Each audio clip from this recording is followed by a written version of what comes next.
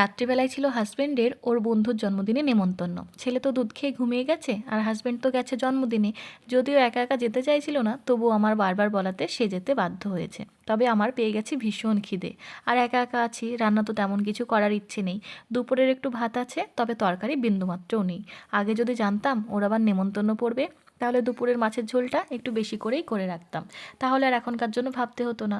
হাজবেন্ডের আবার ফোন এলো, কী গো কিছু খেলে? বললাম হ্যাঁ হ্যাঁ, ভাত ছিল, একটু ডিম রান্না করে খেয়ে নিলাম। ঠিক আছে, আমি 10 থেকে 15 মিনিটের মধ্যে বাড়ি ঢুকবো।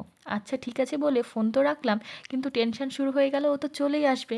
এসে যদি দেখে তখনও কিছু খাওয়া হয়নি, তবে ভীষণ বকাবকি করবে।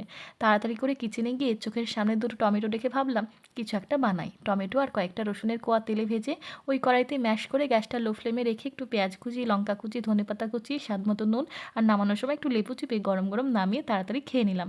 খেয়ে থালাটা ধুতেই দেখি ও চলে এসেছে।